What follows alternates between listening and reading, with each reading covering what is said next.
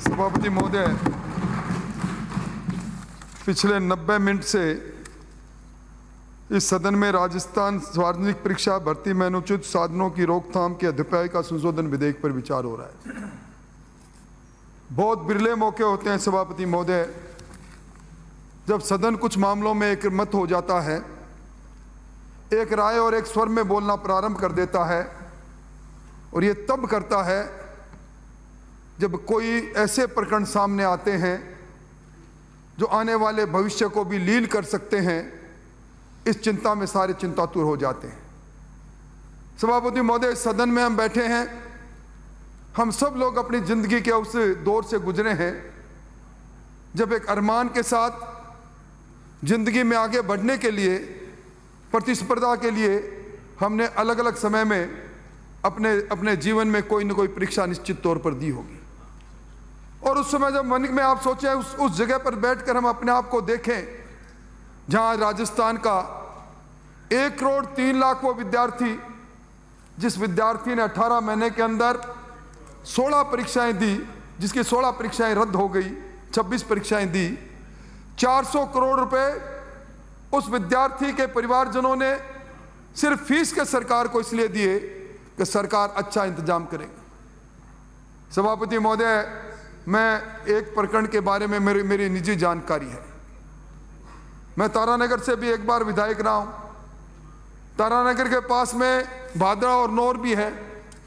जब नौर का एक कन्हैयालाल पारिक आत्महत्या करे और सुसाइड नोट में अपने पिता के नाम लिखता है, पिताजी मैं 2nd ग्रेड के प्रश्न पत्र फिर लीक हो गए, आप धान मंडी के अंदर बोरी उठाते हो, आपने मुझे सीकर में पढ़ने के लिए भेजा, मैंने पूरी मेहनत से पढ़ाई की और मैंने आपको विश्वास दिलाया था कि इस बार परीक्षा हो जाएगी, आप मेरी सगाई के बारे में बाद में सोचना, मैं 2nd ग्रेड का टीचर हो जाऊंगा।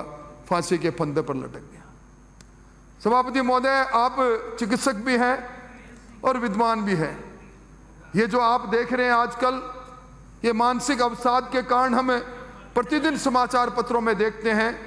कोटा के अंदर, आपके अंदर, खुद गृह नगर के अंदर, दूसरी जगह पर बच्चे आत्महत्या करते जा रहे हैं। बच्चा आत्महत्या इसलिए भी करता है कि उसके अरमान, पिता और माता पिता के अरमान को पूरा नहीं कर सकता।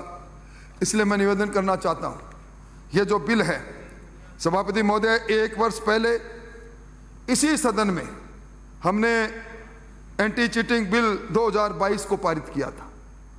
उसमें मंत्री महोदय आपने ही कहा था कि आज तक सजा का इतना प्रावधान कहीं नहीं हुआ, और आपने उस वक्त यह भी कहा था कि जो पहले Rajasthan public examination on prevention of interference act 2092 है, ये नखहीन है, दंतहीन है, इसमें सजा का प्रावधान नहीं, एक डर नहीं बन रहा उन लोगों के जो इस पेपर लीक के अंदर किसी न किसी तरह अपने आप को खपाए हुए हैं।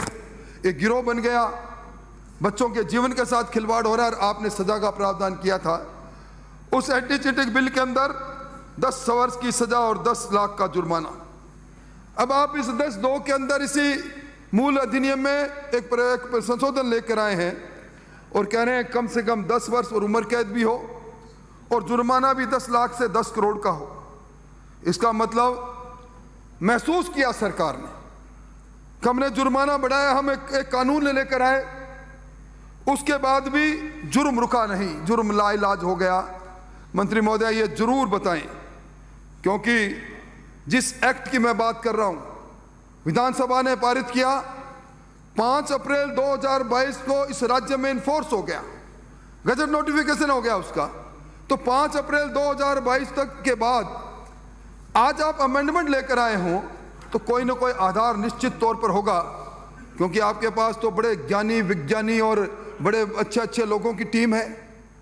आपने पहले भी अपने बिल में कहा, एक बिल में बात करते हुए कहा कि हमारे विशेषज्ञ है हमारे पास, तो उन विशेषज्ञों ने आपको ये राय दी होगी कब इस बिल में सजा का प्रावधान आप करो, तो मुझे जरूर निश्चित तौर पर बताएं।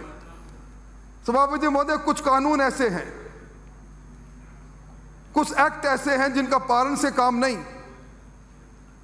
इसको लागू करने वाले की सरकार की नीति और रीति क्या है, नीयत क्या है, मंशा क्या है?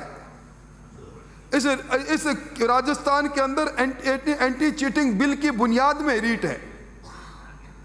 रीट के अंदर मुझसे पहले वक्ताओं ने चर्चा की, 26 लाख बच्चों प्रवेश में लिए।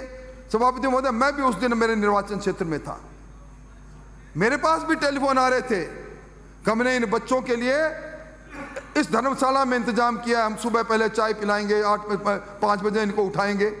उस धर्मशाला में इंतजाम करने वाले उस व्यक्ति को किसी बच्चे का नाम मालूम नहीं था। फिर रीटोत्सव है, यहां से लंबी चौड़ी मुख्यमंत्री जी की अपील जारी की गई। मुख्यमंत्री जी की अपील पर राजस्थान के आवाम को विश्वास करना ही चाहिए, पर परिणाम क्या निकला? रीट का पेपर आउट हुआ, पूरे राजस्थान में चर्चा हुई। और हम जब तक बुनियादी बातों पर नहीं जाएंगे मंत्री महोदय, ये रीट का पेपर स्ट्रांग रूम से निकलता है शिक्षा संकुल के, 2 चाबियां एक होती है जब वो खुलता है, तो इसका मतलब हमारे सिस्टम में जिन लोगों को, जिन किरदारों को हम जिम्मेवारी देते हैं इस प्रकार की परीक्षाओं में, एक आदर्श व्यक्तित्व मानते हुए जिम्मेवारी देते हैं, वो बिल्ली ऐसी पालते हैं कि वो दूध चट कर जाती है। सभापति महोदय, कोई बड़ी बात नहीं, इस प्रकार के गुनाह हो जाते हैं, पर जब कभी भी इस प्रकार के गुनाह हो उस समय हमें क्रिमिनल जुरिस्प्रूडेंस के आधार पर, उस समानता के आधार पर, सख्त कानून के आधार पर, समाज सुधार के आधार पर जड़ तक जाएं। मैं किसी को सनसनी फैलाने के लिए बात नहीं करता, पर सवाल इस बात का है कि उस रीट की पेपर में प्राइवेट लोग आए तो आए कैसे सुपरवाइजर बने? वो किसी भी संगठन से उनका नाम हो सकता है। और सभापति महोदय, कुछ बातें अनुत्तरित होती है, जो बातें नेपथ्य में गूंजती रहती है, चिल्लाती रहती है। आपने डीपी जारोल जी को बर्खास्त किया, मैं स्वागत करता हूं। बर्खास्त की बुनियाद क्या थी? आपने अगर उनको ऐसे ही बर्खास्त कर दिया, बिना कारण से बर्खास्त कर दिया, तो गलती कर रही है बहुत बड़ी। और अगर आपके पास कोई बुनियादी ठोस आधार था, वो कहीं न कहीं लिप्त थे, तो उस गिरोह में कौन कौन शामिल था, आगे क्यों नहीं बढ़े? सभापति महोदय, मैं 4 फरवरी 2022 को डीपी जारोली जी का सोशल मीडिया में अपनी फेसबुक से उन्होंने जो मैसेज किया वो मेरे ध्यान में था। उन्होंने कहा कि मैं तो बलि का बकरा बनाया जा रहा हूं, इसमें नेता और अधिकारियों के गठजोड़ ने सारा काम किया है। सभापति महोदय को जिम्मेवार जो सेकेंडरी बोर्ड का चेयरमैन हो, माध्यमिक शिक्षा बोर्ड का, जिसके अंदर लाखों विद्यार्थी परीक्षा देते हो, उसको बर्खास्त आप करते हो। उस परीक्षा की क्या हो रही है जिसका चेयरमैन वो था, और वो सोशल मीडिया पर जब ये बात कहता है, तो कहां ये हमारे पुलिस अधिकारी किसको पूछ रहे थे? क्यों नहीं उसकी तरफ आगे बढ़े? इसलिए मैं निवेदन करना चाहता हूं कि कुछ मामले ऐसे हैं जो मामले निश्चित तौर पर हम जब ऐसे संगठनों की, ऐसे लोगों की सरपरस्ती करेंगे, चाहे बीजेपी करे चाहे कांग्रेस करे, तो फिर बलजीत यादव निकलेगा जो कहीं ना कहीं दौड़ता नजर आएगा। मुझे इस नौजवान की प्रशंसा करने में संकोच नहीं। कितने एक साथ बलजीत यादव अलग अलग कोणों से निकल जाएंगे। सभापति महोदय, हम दलों की राजनीति करने वालों को लोग पीछे छोड़ जाएंगे। ये जमाना आ गया, क्योंकि जिस प्रकार अरमान टूटे जा रहे हैं, जिस प्रकार का वातावरण बना हुआ है, पेपर पर पेपर लीक हो रहे हैं, हर नौकरी बिकने को है। आज सवाल खड़ा नहीं होता। मैं समझता हूं निश्चित तौर पर आपको इस बारे में बात करनी चाहिए। और ये 5 अप्रैल के बाद में, ये नोटिफिकेशन के बाद में आपके 7 पेपर लीक हुए हैं, जो मेरी जानकारी है। सभापति महोदय, इसके मूल एक्ट में आपने परीक्षार्थी और प्रत्यक्ष अप्रत्यक्ष रूप में अनुचित साधन का उपयोग करता है 3 साल की सजा और 1 लाख के जुर्माने का प्रावधान कर दिया। आपने 10(2) में परीक्षा संचालन का करने वाला अनुचित साधन में लिप्त होता है तो 5 साल को 10 साल कर दिया। आप उम्र कैद कर रहे हैं, 10 को 10 करोड़ कर रहे हैं। पर सेक्शन 12 जो आप लेकर आए थे संपत्ति कुर्क का, मंत्री महोदय सबसे यक्ष पर्सन ये है, आप जरा एक बार में आप खुद ही एफआईआर पढ़ दें। अब तक एंटी चीटिंग बिल के इस पास होने के बाद 5 अप्रैल के बाद मैं सिरोही से आने वाले माननीय सदस्य की बात से सहमति व्यक्त करता हूं। जब एंटी चीटिंग बिल हमने 5 अप्रैल को गजट में नोटिफाइड कर दिया फिर एसीबी क्या है सभापति महोदय? एंटी चीटिंग बिल के प्रावधान का चाटने के लिए बनाए थे हमने। और एंटी चीटिंग बिल के अगर प्रावधान लागू हो गए हैं तो संपत्ति जब्त क्यों नहीं सभापति महोदय? वो किस कारण से, क्या क्या क्या कौन उसके पीछे है? मैं सच्चाई से बोल रहा हूं मंत्री महोदय, क्योंकि गंभीरता तो अपने आसपास आएगी नहीं। सभापति महोदय, कुछ बातें ऐसी है जो कहते हैं ना इनहेरेंट हो जाती है। मंत्री जी तो हमेशा ही अब बैठते ही कहेंगे नेता प्रतिपक्ष ने तो यूं ही कह दिया, ये कह दिया, और उसके बाद बैठ जाएंगे। मेरे को संशय तब हो जाता है जब बिल पायलट करने वाले मंत्री का नाम राजेंद्र सिंह यादव होता है और बिल के इस रिप्लाई करने वाले मंत्री शांति धारीवाल आ जाते हैं, तो मैं समझ लेता हूं ना सरकार गंभीर है, ना सरकारी नीति और नीयत साफ है। सभापति महोदय, अभी हाल फिलहाल एक चर्चा का विषय गोपाल केसावत की बात भी है। गोपाल केसावत के मामले में सिरोही से आने वाले माननीय सदस्य जो हरदीप सिंह एडवोकेट साथ में था, वो मेरे यहाँ का है। वो हरदीप सिंह एडवोकेट मुझसे मिलता रहता है। सभापति महोदय, मैं उस सारी चैटिंग के सारा मेरे को इतना दे के गया, मैं आपको जरूर भेजूंगा। क्या बोल रहा है? 25 लाख रुपए पहले दे दो, परीक्षा में पास होने की बात हो गई। वो कहता है कि मेरे फूफा जी वो भी मुझसे पूछ रहे थे कि 25 लाख दो तो देंगे, पर इन 25 लाख का पैसा कहाँ जाएगा?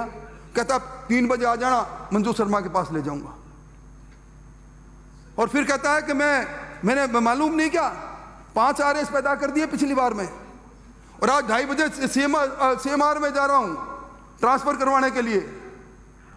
ये चांदी का चरखा, ये सोने के तार, कहां लेके जाएंगे इस व्यवस्था को? घुमंतु जाति के अंदर आदर्श व्यक्ति ढूंढा आपने, उसको राज्य मंत्री का दर्जा दिया आपने। मैं कोई सनसनी फैलाने के लिए बात नहीं करता, पर हमें सिस्टम पर जाना पड़ेगा। कौन है ऐसे लोग? सभापति महोदय, हर जगह पर हम अलग अलग राजनीतिक चश्मे से देख सकते हैं। आपने कभी संयम लोढ़ा राजेंद्र राठौड़ को एक लय में बोलते देखा? आज संयम लोढ़ा बोल रहे थे, उस नौजवान की आंखों से चिंगारी निकल रही थी और मेरे आंखों से आंसू निकल रहे हैं। इसलिए सभापति महोदय, मैं पूछना चाहता हूं मंत्री जी, ये जो पुलिस भर्ती परीक्षा हुई थी, ये SI का देखा आपने? एक ही जिले से 100 चिन्हित, सांचो और कहीं से भी हो, मैं उसकी बात नहीं कर रहा हूं, पर क्या अपने इस बात की ये अकस्मात भी हो सकता है सभापति महोदय। मैं उन बातों पर नहीं जाना चाहता कि लक्ष्मणगढ़ से आने वाले हमारे नेताजी के परिवार में एक ही साथ 3-4 अधिकारी RS क्यों बन गए, अकस्मात बात हो सकती है। मैं उस बात पर भी जाना नहीं चाहता कि इंटरव्यू में एक जैसे नंबर क्यों मिल गए, अकस्मात भी हो सकती है सभापति महोदय, कई बार होता है। पर कम से कम ये बात क्या है, माजरा क्या है, ये कहता क्या है, इस पर तो निश्चित तौर पर जाना चाहिए। और जो परीक्षा लीक हुई आपकी इसकी सब इंस्पेक्टर की, मैं धन्यवाद देना चाहूंगा। ये जोटवाड़ा में दिवाकर पब्लिक स्कूल, आपने वहां गिरफ्तारी भी की, पर उस स्कूल की मान्यता भी रद्द कर दी। पर वो यूपी वाले हमारे बाबा जी जैसा बुलडोजर क्यों नहीं चला जी? क्यों नहीं जब्त किया आपने उसकी संपत्ति? क्या माजरा है? क्यों ये शक की सुई क्यों घूमती है? सभापति महोदय, मैं निवेदन करना चाहता हूं, यह बिजली के टेक्निकल अधिकारी हेल्पर की परीक्षा मैं सिर्फ उन्हीं की जिक्र कर रहा हूं जो 5 अप्रैल के बाद हुई। परीक्षाएं रद्द हो गई, 6 केंद्रों में पेपर लीक हो गया, परीक्षा दोबारा कराएंगे।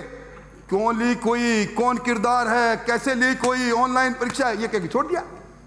ये ऑनलाइन परीक्षा कराने के अंदर कौन कौन लोग आ रहे हैं, किस प्रकार के लोग आ रहे हैं, किस प्रकार ठेका ले रहे हैं, समझ में नहीं आया।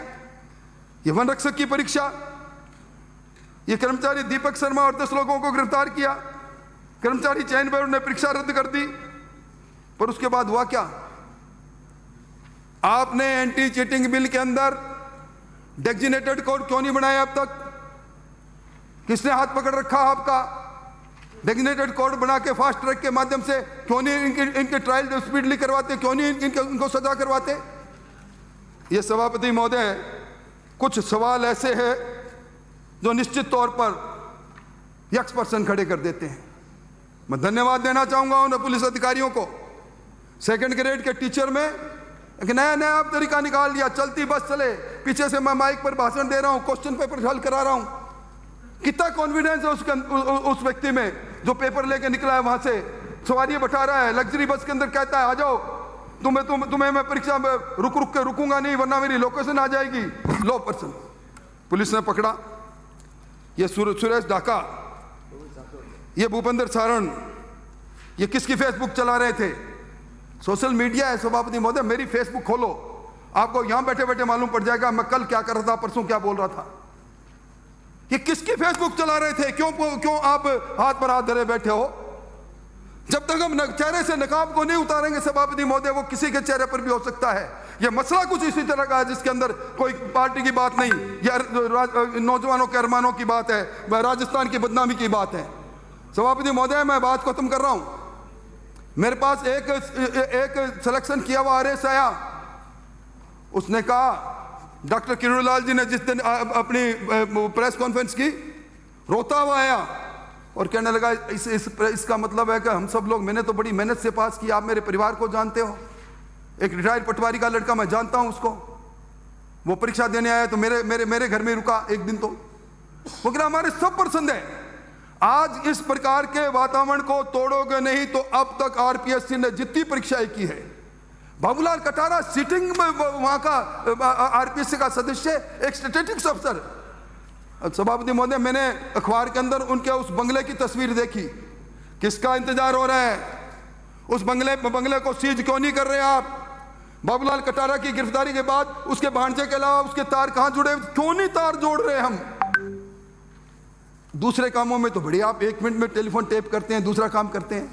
ये सारे सवाल इस बात को कह रहे हैं कि निश्चित तौर पर जिस प्रकार की हालात बनी है, आप एंटी चीटिंग बिल के अंदर संशोधन लेकर आओ, सजा का प्रावधान बढ़ाओ, कुछ नहीं होगा। सभापति महोदय बहुत से लोग, हम सब राजनीति करते हैं, हमारा एक एक कदम सोच समझ के उठाते हैं। ये जन संघर्ष यात्रा आरपीएससी के आगे से ही क्यों निकली? ये पैरों पर छालों की कसम आरपीएससी के आगे से चलते हुए किसी ने क्यों खाई? ये शहीद स्मारक पर खड़े होकर कहा तुम्हारा अरमान है नहीं टूटने दूंगा, या आरपीएससी के भंग करने की मांग मैंने तो नहीं की। हो सकता है आज अलग हो गए हों, उन्हीं के हस्ताक्षर के टिकट पर सभापति महोदय आप और ये आपके अध्यक्ष जी जो मंत्री जी, इन्होंने चुनाव लड़ा था, वो लिख रहे थे प्रदेश कांग्रेस कमेटी का अध्यक्ष। क्या ये बातें जमाना देखेगा नहीं? मैं उनसे भी कहूंगा इस मंच के सदन के माध्यम से, आज नहीं इस राजस्थान का जवान पूछेगा कि आज आरपीएससी जिसमें एक नहीं, बाबूलाल कटारा जेल में है, 2 लोगों के नाम आ गए, चीटिंग में चैट में नाम आ गए, केसावत के साथ जुड़ाव का नाम आ गए, पूरी कुएं में भांग है। भंग क्यों नहीं करते आप? अगर वास्तव में पाक साफ हो तो मैं निवेदन करूं, यूपी की तरह आप एनआईए को बीच में क्यों नहीं लाते? आप यूपी ने एक्ट में डाल रखा है, अगर परीक्षा रद्द होगी तो जांच एनआईए को जाएगी, कराओ जांच। और अब इस जांच के पीछे सभापति महोदय ईडी आ गई। ये ईडी की बात करते ही ये सामने वाले कहते हैं ये ईडी दिल्ली से आ गई। कितना ब्लैक मनी का ट्रांजैक्शन है मंत्री महोदय, आपके पास कई कंपिटेंट अधिकारी बैठे हैं, ईडी क्यों ही नहीं आई?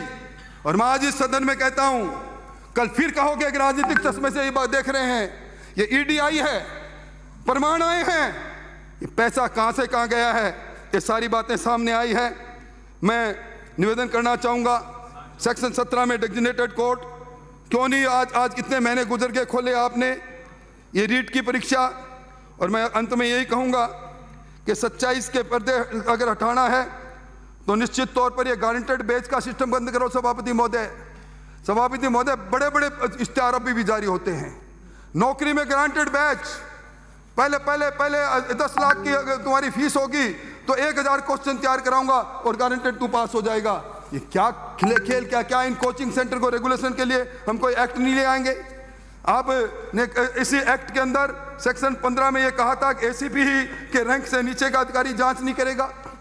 क्या एसीपी की एक इतनी हिम्मत है कि मुख्यमंत्री जी के सलाहकार के घर का दरवाजा खटखटा के कहें कि आप जरा आरपीएससी के चेयरमैन साहब राज्य में क्या हमें पूछताछ करनी है एसीपी की हिम्मत कोई? क्यों नहीं आप इस पूरे मामले को सीबीआई को देते, जुडिशियल इंक्वायरी करवाते अगर पाक साफ हो तो? इसलिए मैं निवेदन करना चाहूंगा, अगर पाक साफ है तो जुडिशियल कमीशन बनाओ और अब तक के आरपीएससी की जितनी परीक्षा आरपीएससी ने ली है सबकी जांच कराओ। और ये जो अभी जिन केसावत साहब को और कटारा साहब को 1-1 मिनट में बिना रिमांड के भेजा है, पुलिस उनको प्रोटेक्शन वारंट पर वापस ले, उनसे पूछताछ करे, और इसके अंदर चाहे कोई भी हो, किसी का भाई हो, किसी का दामाद हो, किसी का बेटा हो, इनके चेहरों से निकाब निकालो और राजस्थान के नौजवानों को न्याय दो, वरना यही नौजवानों की आह इस सरकार को भस्म कर देगी। मैं जुम्बारी से कह रहा हूं। आपने समय दिया, धन्यवाद।